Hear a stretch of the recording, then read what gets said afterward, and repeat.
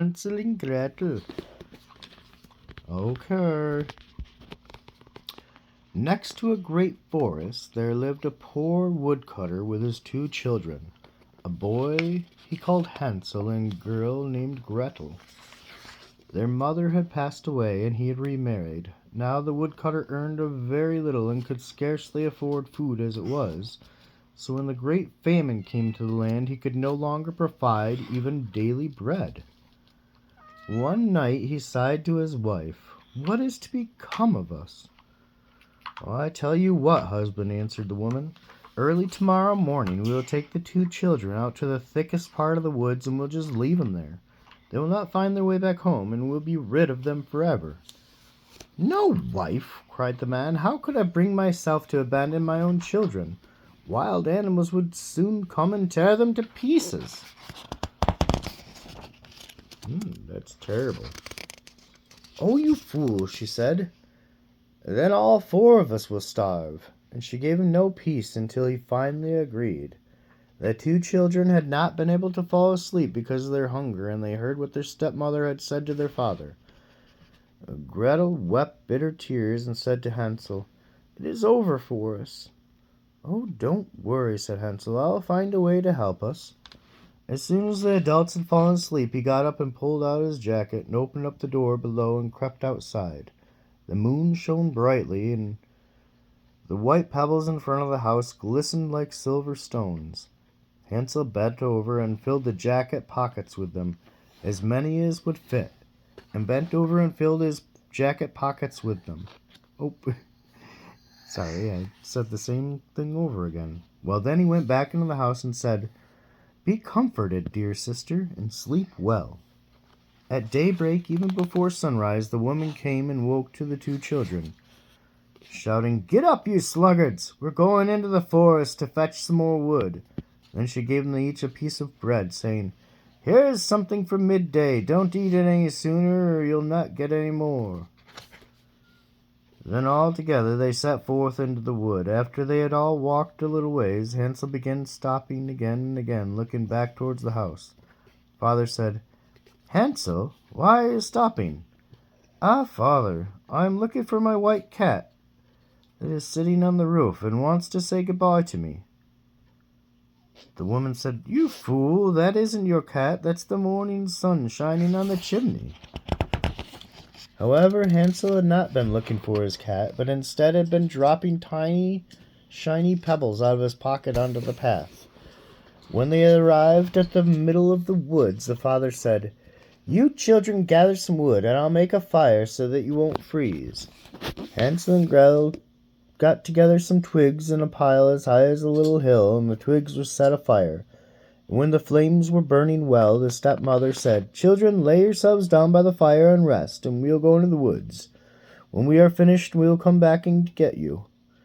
Hansel and Gretel sat by the fire, but when noon came, each one ate their little piece of bread because they could hear the blows of an axe. They thought the father was nearby. However, it was not an axe. It was a branch that his stepmother had fastened to a withered tree, and that the wind was beating back and forth. After that they sat there for a long time, and the eyes grew weary, and they fell sound asleep. When they finally woke, it was night. It was dark as night, and Gretel began to cry. Said, "How are we going to get out of the forest now?" But Hansel comforted and said, "Wait a little more until the moon comes up, and then we'll find the way." After the moon had risen, Hansel took his little sister by the hand, and they followed the pebbles that shone on the ground, showing them the way, until they arrived home. And they knocked on the door, and when the woman opened it and saw them, she said, "You wicked children, why did you sleep so long in the woods? We thought you would never come back." The father, however, he was overjoyed when he saw the children once more.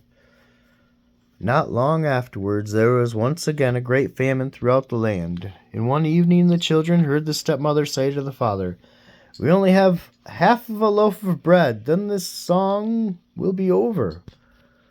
We must get rid of the children. This time we'll take them deeper into the woods, so that they'll not find their way out."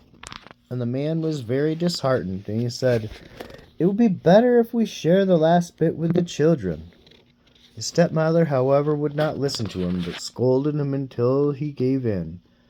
The children were still awake and overheard the conversation. When the adults were asleep, Hansel got up and gathered more pebbles as he had done before, but the woman had locked the door, and Hansel could not get out. But he comforted his little sister and said, "Don't cry, Gretel. Sleep well. God will help us." Early in the morning the woman came and got the children from their beds, and they received little pieces of bread, even smaller loaves than before. On the way to the woods, Hansel crumbled his bread in his pocket. "Hansel, why are you always stopping and looking around?" says his father.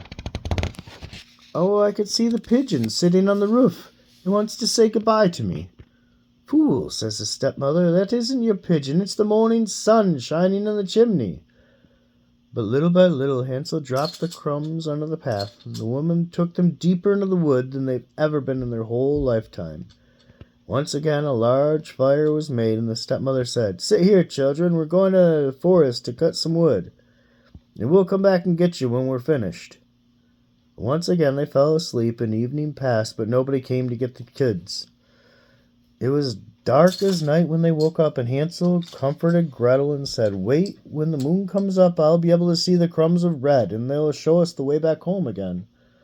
But when the moon appeared, they got up, but they couldn't find any crumbs, for the many thousands of birds that fly about in the woods had pecked them all up. Hansel said to Gretel, "We'll find our way." But they did not find it. They walked through the entire night and the next day and the morning until evening, and they were terribly hungry, for they only found a few small berries, because they were so tired that the legs would no longer carry them. They lay down under a tree and fell asleep. The next morning they started walking again, but managed to only go deeper and deeper into the forest. At midday they saw a little snow-white bird sitting on a branch. It sang so beautifully that they stopped to listen, and when it was finished it stretched its wings and flew in front of them. So they followed it until it came to a little house.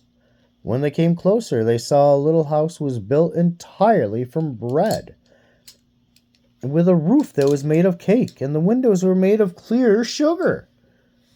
Hansel reached up and broke off a little bit of the roof to see how it tasted, while Gretel stood next to the window panes and was nibbling at them. Then a soft voice said, "Nibble, nibble, little mouse. Who's this nibbling at my house?" But the children continued to eat. Hansel, who very much liked the taste of the roof, tore down another large piece, and Gretel poked out an entire window pane. That's silly. Oh my goodness. And just started eating the window because it was clear glass or clear sugar, huh? That's silly. I wonder if it tasted like minty or something. Or like a candy cane. Because it's a gingerbread house. Yeah.